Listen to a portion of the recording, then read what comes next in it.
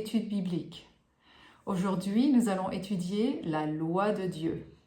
J'espère que vous avez avec vous votre Bible, la leçon imprimée et un crayon.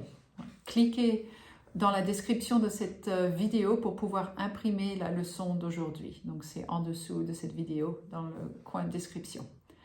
Avant qu'on commence, invitons le Seigneur dans nos cœurs. Prions. Cher Père Céleste, merci beaucoup pour toutes les grâces et les bénédictions que tu nous as données jusqu'à présent. Merci pour nous accorder ce moment ensemble avec toi pour étudier la loi de Dieu qui est immutable, inchangeable. Nous prions que le Saint-Esprit soit avec nous pour nous aider, pour nous guider pendant cette étude. Au nom de Jésus, je prie. Amen. Alors, le titre de cette leçon est « La loi du roi ». L'histoire est donc basée sur le livre de Daniel chapitre 6, versets 1 à 28. Et vous pouvez suivre le passage que je vais lire sur l'écran maintenant. L'histoire.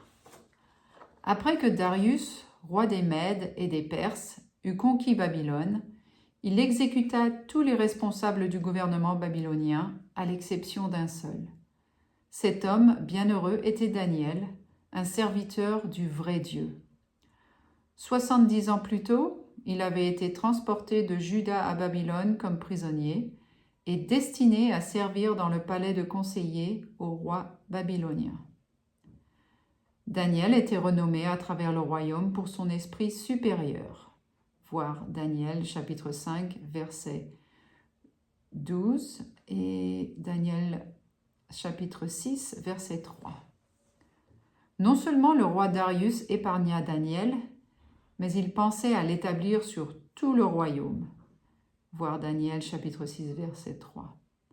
Lorsque les responsables médo-perses apprirent que le roi allait permettre qu'un vieux prisonnier hébreu règne sur eux, ils furent jaloux et indignés. En conséquence, ils complotèrent de faire signer à Darius une loi stipulant que quiconque, dans les 30 prochains jours, adresserait des prières à un dieu ou à un homme autre que le roi, serait jeté dans la fosse aux lions.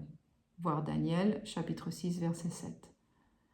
Apparemment, ces hommes savaient que Daniel s'était montré inébranlable tout au long de sa vie de prière et qu'il était fermement engagé à obéir la loi de son Dieu qui interdisait l'adoration d'autres dieux. Voir Exode, chapitre 20, verset 3. Conformément à leur plan, les officiels virent Daniel prier Dieu devant sa fenêtre. Lorsque le roi Darius découvrit qu'il avait été piégé et que son vieil ami était condamné à la fosse aux lions, il essaya par tous les moyens possibles de délivrer Daniel de cette stupide loi qu'il avait signée. Mais la loi ne pouvait être changée. Daniel fut conduit à la fosse aux lions et Dieu récompensa sa fidélité en envoyant un ange pour fermer la gueule des lions. Voir Daniel chapitre 6, verset 22. La prophétie nous dit que dans les derniers jours, le peuple de Dieu devra aussi choisir à quel roi et à quelle loi il voudra obéir. Donc voilà, excusez-moi. Voilà l'histoire concernant la loi de Dieu. Donc c'est ça qu'on va étudier aujourd'hui. Alors commençons d'abord avec la première question numéro 1. La loi morale de Dieu peut-elle être modifiée ou abrogée? Alors, allons dans l'évangile de Luc, chapitre 16, verset 17, et répondre à la question. Alors, il est écrit « Il est plus facile que le ciel et la terre passent qu'il ne l'est qu'un seul trait de lettre de la loi vienne à tomber. » Allons maintenant dans le livre des psaumes, le 89e psaume, verset 35. Je lis « Je ne violerai point mon alliance et je ne changerai pas ce qui est sorti de mes lèvres. » Voilà. Alors, descendons un peu quelques psaumes plus bas. Psaume 111, versets 7 et 8. Il est écrit « Toutes ces ordonnances sont véritables, affermies pour l'éternité. » Enfin, une quatrième évidence que la loi morale de Dieu ne peut pas être modifiée. Malachie, chapitre 3, verset 6.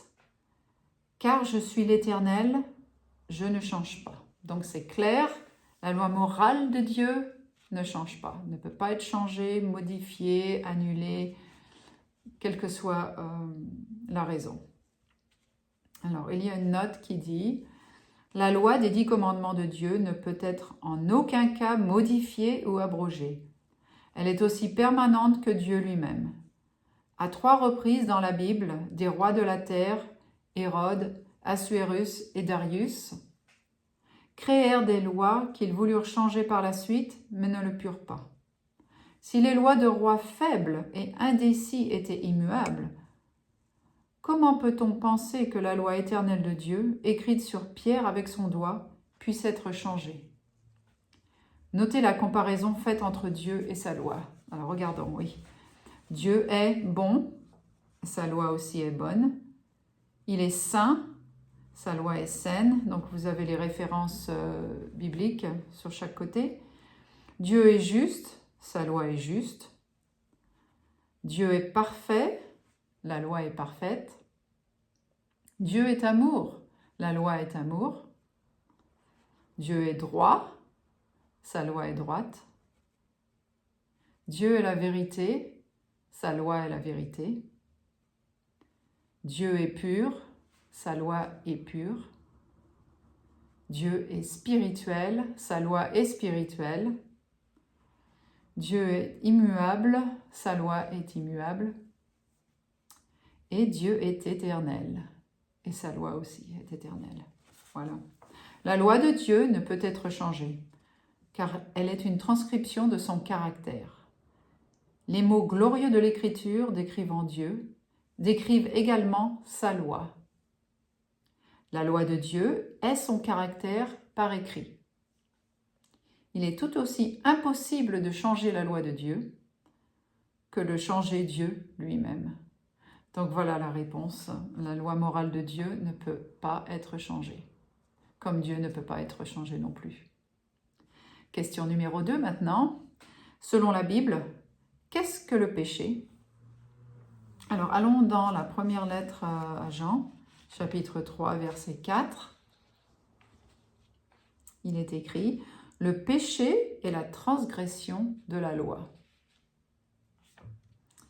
Et aussi Romains, la lettre aux Romains, chapitre 3, verset 20.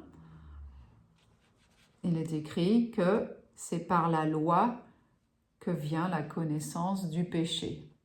Donc c'est un peu, la loi, c'est un peu comme un miroir. On se regarde devant le miroir et on voit nos imperfections, nos défauts, nos tâches, quel que soit. Et c'est la loi qui montre ça. S'il n'y avait pas de loi, il n'y aurait pas de péché, parce qu'il n'y aurait pas de transgression. Il y a une petite note qui dit « Le diable est la loi », parce qu'elle nous permet de comprendre que nous avons besoin d'un sauveur pour nous libérer du péché. Romains 4, verset 15 nous dit « Et là où il n'y a point de loi, il n'y a point non plus de transgression. La loi ne peut sauver quiconque, mais elle nous montre la perfection de Dieu ainsi que notre imperfection. » Voilà, c'est ça. C'est la raison pour laquelle la loi est là, pour nous montrer qu'on a besoin d'un sauveur et qu'on a besoin d'être sauvé. Question numéro 3. À quelle loi se réfère la première lettre à Jean, chapitre 3, verset 4? Alors, allons dans la lettre aux Romains, chapitre 7, verset 7. Il a dit « Mais je n'ai connu le péché que par la loi, car je n'aurais pas connu la convoitise si la loi n'avait pas dit « Tu ne convoiteras point ». Donc voilà, s'il n'y avait pas de loi, il n'y aurait pas de péché. On ne saurait pas qu'on pêche. Il y a une note qui dit « C'est la loi des 10 commandements de Dieu qui dit « Tu ne convoiteras point ». Par conséquent, violer les 10 commandements de Dieu qu'il écrivit de son propre doigt, voir Exode chapitre 31, verset 18, est un péché. Tout péché commis est condamné par au moins un des 10 commandements. C'est la raison pour laquelle la loi de Dieu est appelée la loi sans limite. Psaume 119, verset 96. Et parfaite, Psaume 19, verset 7. C'est ce que doit faire tout homme. Ecclésiaste, chapitre 12, verset 15. Lorsque nous sommes conscients de notre péché, nous cherchons un sauveur. Ainsi, le diable est spécifiquement la loi, car elle nous envoie à la recherche de Jésus, celui qui sauve et qui pardonne. Donc voilà la réponse. À quelle loi se réfère Jean 3, 4, le premier livre? Ça réfère aux 10 commandements. Alors, question numéro 4 maintenant. Jésus garda-t-il les 10 commandements? Alors, allons dans l'évangile de Jean, chapitre 15, verset 10. Et ça, c'est clair et net. Jésus a dit « J'ai gardé les commandements de mon Père ». Et il y a une remarque qui dit « Jésus a en effet gardé les 10 commandements, ceux-ci nous servant d'exemple ». La première lettre à Pierre, chapitre 2, verset 21. Jésus est notre exemple parfait, donc il nous a dit de le suivre. Dans le chapitre 14, verset 15 de l'évangile de Jean, il nous a dit que si on l'aime, on doit garder ses commandements. Question numéro 5. Combien de personnes ont péché? Ça, on a vu ça dans une étude précédente. Livre des Romains, chapitre 3, verset 23. Car tous ont péché et sont privés de la gloire de Dieu. Donc tous, on a tous péché. Et si on dit qu'on n'a pas péché, ben on est pécheur parce qu'on ment. On a tous péché, la Bible nous le dit. Alors maintenant, question numéro 6. Quel est le châtiment pour ceux qui vivent dans le péché? Alors ça aussi, on a vu ça dans une étude précédente. Alors on continue, on avance 3 chapitres dans le livre dans la lettre aux Romains. Chapitre 6, verset 23. Le salaire du péché, c'est la mort. Donc c'est clair que si on pêche, on meurt. Et on est tous pécheurs. La note nous dit, si la loi de Dieu pouvait être changée, il n'aurait pas été nécessaire que Jésus meure sur la croix. Le fait que Jésus ait subi les conséquences du péché en mourant prouve que la loi ne peut être changée. Ben oui. Voilà. Question numéro 7. Certains disent que les 10 commandements ne concernent pas les chrétiens du Nouveau Testament. Qu'en dit Jésus? Alors, allons dans l'évangile de Matthieu, chapitre 19, verset 17. Et là, on a la réponse. Si tu veux entrer dans la vie, observe les commandements. Donc, si on veut vivre, il faut obéir la loi de Dieu. Jean 14, 15, que j'ai cité auparavant. Si vous m'aimez, gardez mes commandements. C'est assez simple et clair que si on aime Jésus, on doit l'obéir. On va l'obéir. On ne doit pas. Ça, c'est un choix. Mais ça serait bien de le faire, justement. On voudrait, parce qu'on l'aime. Quand on aime quelqu'un, on veut leur plaire. Donc, si on aime Jésus, on va faire ce qu'il nous dit de faire. Dans l'Apocalypse, la deuxième lettre à Jean, chapitre 6, ou verset 6 plutôt, l'amour consiste à marcher selon ses commandements. Et Apocalypse, chapitre 14, verset 12, il est écrit, c'est ici la persévérance des saints qui gardent les commandements de Dieu. Donc, les chrétiens du Nouveau Testament doivent, comme les chrétiens de l'Ancien Testament, garder les commandements de Dieu. Le Nouveau Testament enseigne clairement que le peuple de Dieu garde gardera ses commandements. Nous savons tous que le monde est en mauvais état parce que beaucoup pensent qu'il n'est pas important d'obéir la loi de Dieu. La Bible parle de notre époque en disant « Il est temps que l'Éternel agisse. Il transgresse ta loi. » Psaume 119, verset 126. Donc, les 10 commandements sont toujours valables et on doit les obéir. Surtout à la fin des temps, quand justement il va y avoir un test là-dessus. Mais ça, on en parlera plus tard. Ouais. Question numéro 8 maintenant. Comment peut-on garder les commandements? Alors, allons dans la lettre aux Romains, chapitre 8, versets 3 et 4. Dieu a condamné le péché dans la chair en envoyant à cause du péché son propre Fils. Et un petit peu plus loin. Et cela afin que la justice de la loi soit accomplie en nous. Philippiens, chapitre 1, verset 6. Celui qui a commencé en vous cette bonne œuvre la rendra parfaite pour le jour de Jésus-Christ. Le jour de Jésus-Christ, c'est son retour. Et Philippiens 4, verset 13. Je puis tout par celui qui me fortifie. Alors celui, bien sûr, c'est Christ, c'est Jésus. Donc on ne peut pas faire ça tout seul. Il faut qu'on collabore avec Jésus, qui nous donne la force.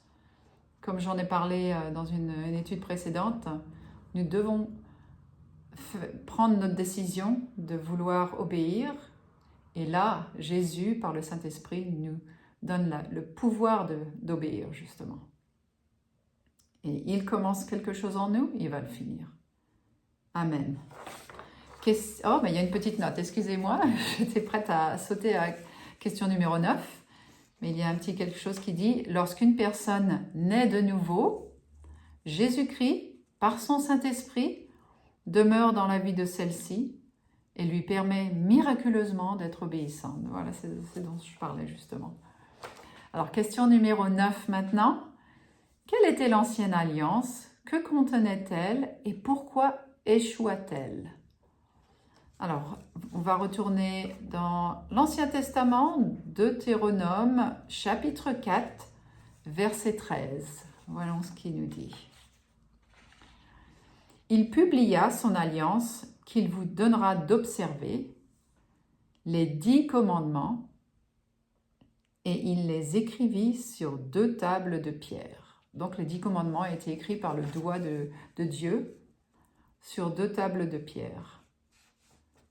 Et ensuite, Hébreux chapitre 8, verset 8 nous dit « Car c'est avec l'expression d'un blâme que le Seigneur dit « Je ferai avec la maison d'Israël et de Juda une alliance nouvelle. » Donc l'ancienne alliance, c'était l'obéissance et par le travail plus.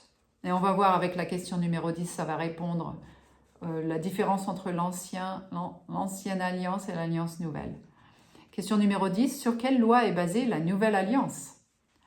Alors, 2 versets plus bas dans Hébreux chapitre 8. « Mais voici l'alliance que je ferai, dit le Seigneur. Je mettrai mes lois dans leur esprit et je les écrirai dans leur cœur. » Alors voilà une grande différence. La loi avant était sur 2 tables de pierre et maintenant c'est dans nos cœurs. Donc c'est pas exactement pareil. Mais lisons la note pour voir ce qu'ils disent. Les 2 alliances étaient des accords entre Dieu et son peuple. L'ancienne alliance échoua parce qu'elle était basée sur de fausses promesses et œuvres du peuple. Les fausses promesses du peuple et les œuvres du peuple. Donc c'était par le travail. Exode chapitre 24, 7 nous dit « Nous ferons tout ce que l'Éternel a dit et nous obéirons. » Alors je ne sais pas, moi, si vous avez un jour dit ça à Dieu, on dit « On va tout faire, on ne va pas pécher aujourd'hui. » Et puis à la fin de la journée, on a réalisé qu'on a péché 1, 2, 3, 4 fois. Donc comme quoi, on ne peut rien faire en nous-mêmes. Il faut l'aide de quelqu'un. Alors, la nouvelle alliance réussit parce qu'elle est la loi de Dieu écrite dans le cœur et elle est basée sur les promesses et le pouvoir miraculeux de Jésus. Voilà la différence. Avant, c'était nous qui essayions d'obéir tout seuls, mais là, les commandements sont écrits dans nos cœurs et Jésus nous aide, nous donne le pouvoir de ne pas pécher. Donc les promesses qui sont faites ne sont pas faites par l'homme ce coup-ci. Les promesses, c'est Dieu qui les donne. Alors, je mettrai mes lois dans leurs esprits et les écrirai dans leur cœur. La nature entière d'une personne est changée de ce pas et ainsi elle prend plaisir à faire la volonté de Dieu. Remarquez que la nouvelle alliance est basée sur la même loi, mais elle est écrite en un lieu différent, le cœur. Elle est basée sur de meilleures promesses, celles de Dieu. Amen. Donc c'est bien clair, la nouvelle alliance, les lois dans le cœur, l'aide de le Saint-Esprit pour nous empêcher de pécher. Avant, c'était les promesses du peuple qui disaient à Dieu, nous promettons que nous allons t'obéir, et puis à chaque fois ils échouaient. Donc voilà la différence. Question numéro 11 maintenant. Puisque nous vivons sous la grâce et par la foi, la loi de Dieu n'est-elle plus nécessaire? Voyons ce que la Bible va nous dire dans la lettre aux Romains, chapitre 6, verset 15. Il est dit, « Quoi donc? Pécherions-nous parce que nous sommes non sous la loi, mais sous la grâce? Loin de ça. » Voilà la réponse. Donc non.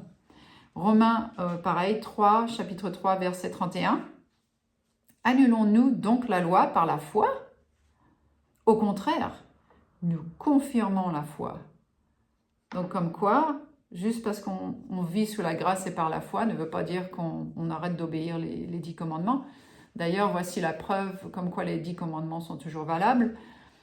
Dans le système judiciaire, si on vole, si on ment, si on est jaloux, si on tue quelqu'un, etc., c'est sous peine de punition.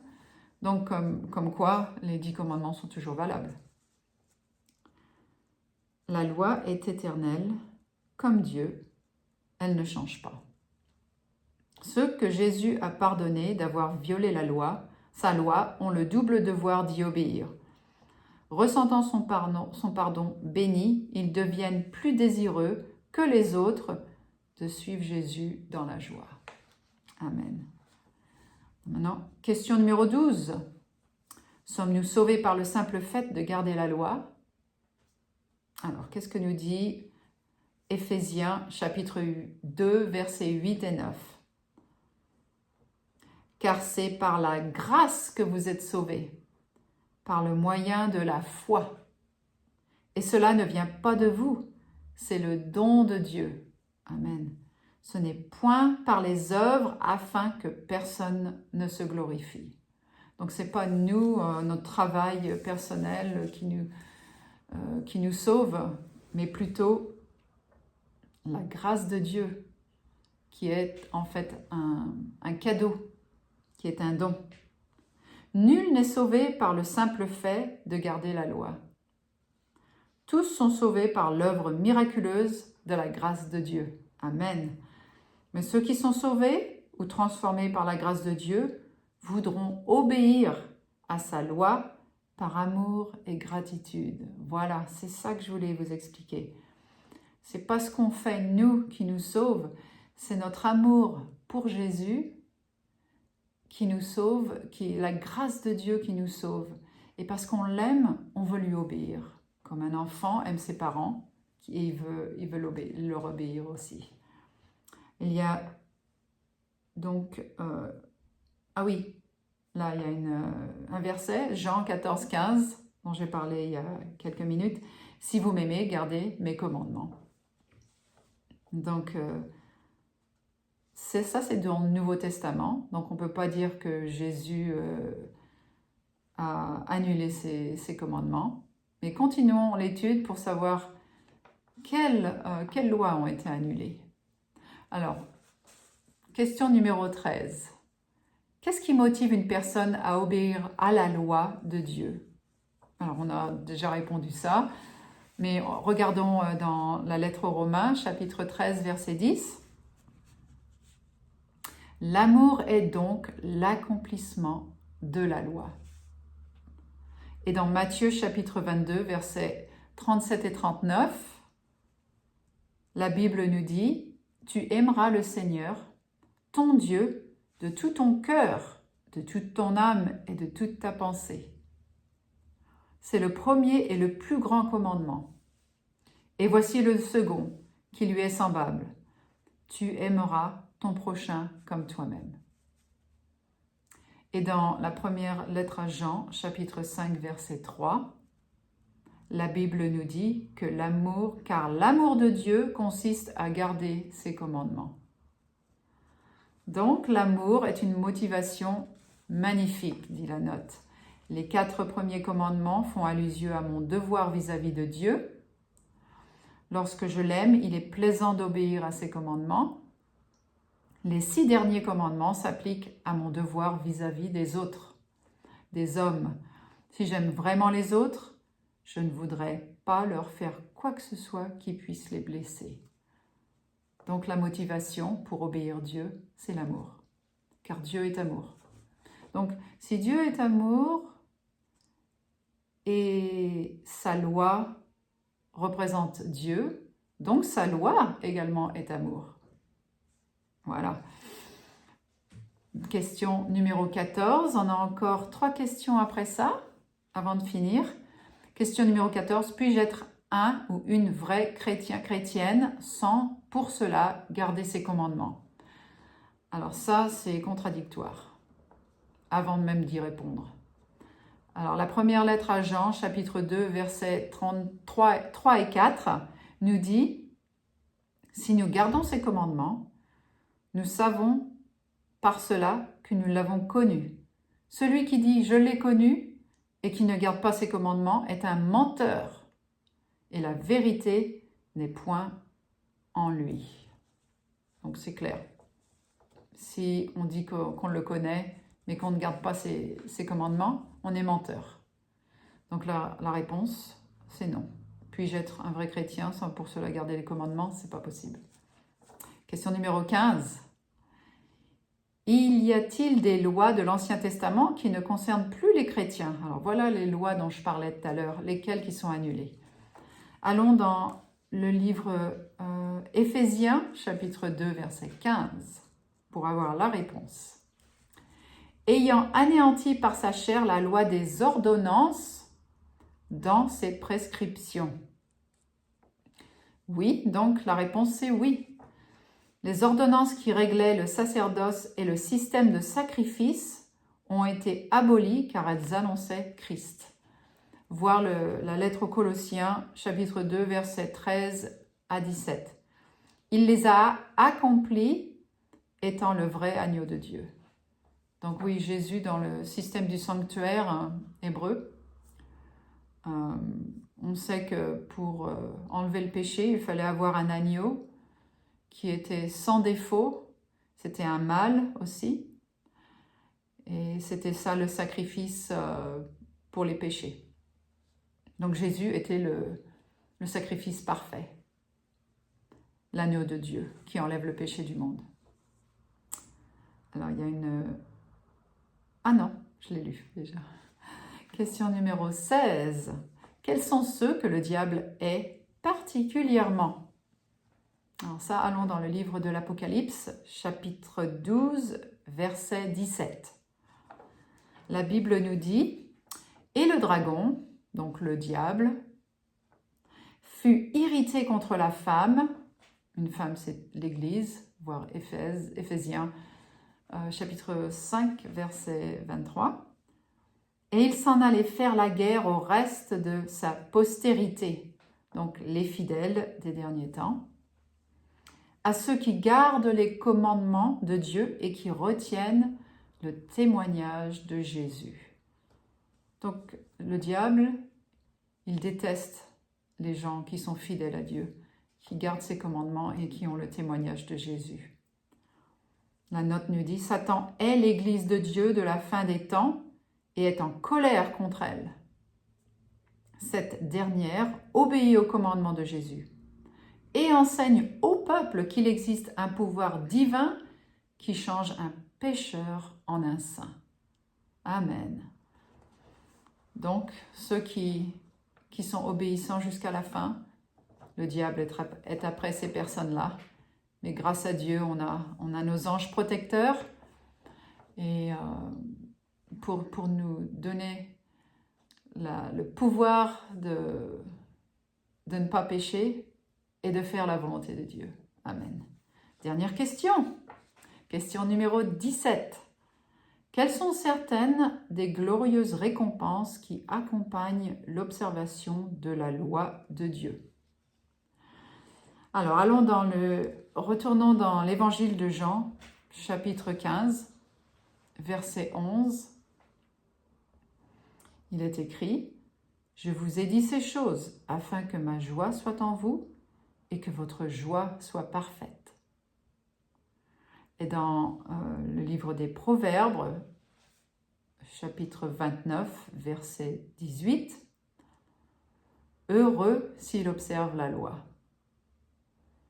Et le 119e psaume, verset 165, il est dit « Il y a beaucoup de paix pour ceux qui aiment ta loi, et il ne leur arrive aucun malheur. » Donc voilà, la note nous dit « Bonheur, joie, paix et une vie plus abondante viennent à ceux qui obéissent à la loi de Dieu. » Il n'est pas surprenant que David eût dit que les commandements de Dieu sont plus désirables que l'or.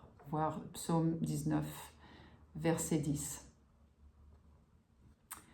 Voilà, donc maintenant un appel, la dernière question. Désirez-vous avoir une relation affectueuse avec Jésus qui vous permettra de devenir l'un de ses enfants joyeux et obéissants? J'espère que votre réponse c'est oui, car il est temps de choisir maintenant quel côté on veut être. Prions ensemble. Cher Père Céleste, merci beaucoup de cette étude qui nous a ouvert les yeux concernant ta loi. Ta loi est toujours valable. Il y en a beaucoup malheureusement qui pensent que ta loi a été accrochée à la croix. Mais la Bible nous prouve le contraire, que ta loi est toujours éternelle et qu'elle ne changera pas. Aide-nous aujourd'hui à choisir dans quel camp on va être pour être sauvés. La loi ne nous sauve pas, mais parce qu'on t'aime, on veut obéir et donc on choisit de garder la loi, tes commandements, comme toi tu l'as fait sur cette terre. Merci pour tout ce que tu as fait et tout ce que tu feras. Au nom de Jésus, je prie. Amen. Alors, merci beaucoup d'avoir participé à cette étude sur la loi inchangeable de Dieu. N'oubliez pas d'aimer, de partager et de vous abonner à ma chaîne YouTube si vous ne l'avez pas encore fait. Partagez cette vidéo avec vos amis, votre famille et vos collègues. Et en attendant de se revoir, que Dieu Tout-Puissant vous bénisse. À la semaine prochaine. Au revoir.